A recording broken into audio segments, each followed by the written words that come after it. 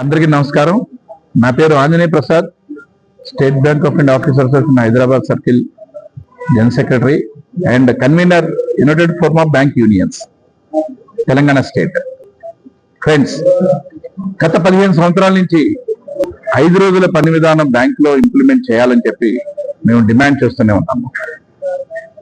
10 సంవత్సరాల కిందట government 2 Saturdays holidays గా డిక్లేర్ చేసినప్పుడు వాళ్ళు ఏం చెప్పారు అంటే, నెక్స్ట్ వేజ్ రివిజన్ వచ్చేటప్పటికి మిగతా 2 సాటర్డేస్ కూడా డిక్లేర్ చేస్తాము అని చెప్పి వాళ్ళు అగ్రీ అయ్యారు. కానీ నెక్స్ట్ వేజ్ రివిజన్ వచ్చింది, 2017లో వేజ్ రివిజన్ వచ్చింది, కానీ ఆ రోజు వాళ్ళు దాన్ని ఇంప్లిమెంట్ చేయలేదు. అలాగే 2022లో ఒక వేజ్ రివిజన్ వచ్చింది, అప్పుడు ఒప్పుకున్నారు, ఎస్ ఈసారి మేము ఇంప్లిమెంట్ చేస్తాము ఫ్రైడే బ్యాంకింగ్ అని. అందరు కన్స్టిట్యూయెన్సీ ఒప్పుకున్నారు, అన్ని పార్టీస్ ఒప్పుకున్నారు, అన్ని స్టేక్ హోల్డర్స్ ఒప్పుకున్నారు.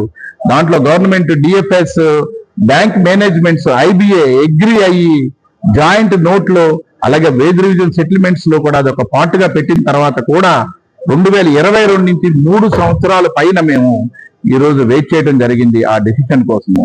కానీ ఇప్పటికీ కూడా గవర్నమెంట్ ఆ డెసిషన్ అప్రూవల్ అనేది తీసుకోలేదు.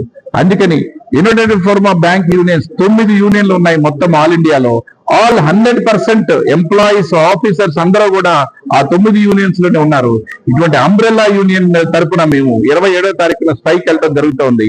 100% of all bank employees including TGB and private sector, some 12 private sector banks, అలాగే గ్రామీణ బ్యాంక్స్ కూడా, ఈ రీజనల్ రూరల్ బ్యాంక్స్ కూడా ఈ స్ట్రైక్ లో పాల్గొనడం జరుగుతుంది.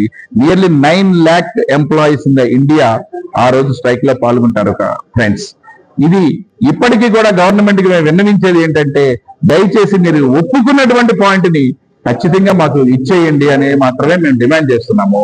అలాగే కస్టమర్స్ మేము కోరుకునేది ఏంటంటే, మీకు ఎటువంటి కష్టము కలిగితే మీకు ఎటువంటి ఇబ్బంది రాదు. దీనివల్ల ఇంతకు ముందు 2 సాటర్డేస్ ఇంప్లిమెంట్ చేసినప్పుడు ఆ బిజినెస్ ఆటోమేటిక్ గా డబుల్ అయింది. అలాగే ఈ రోజు మీ అందరికీ కూడా ఎటువంటి ఇబ్బంది కలగకుండా సర్వీసెస్ చేస్తాము మేము అనేది మీ అందరికీ మేము హామీ ఇస్తున్నాము. కామ్రేడ్స్, ఎవరికి ఎటువంటి ఇబ్బంది కలగదు దీనివల్ల.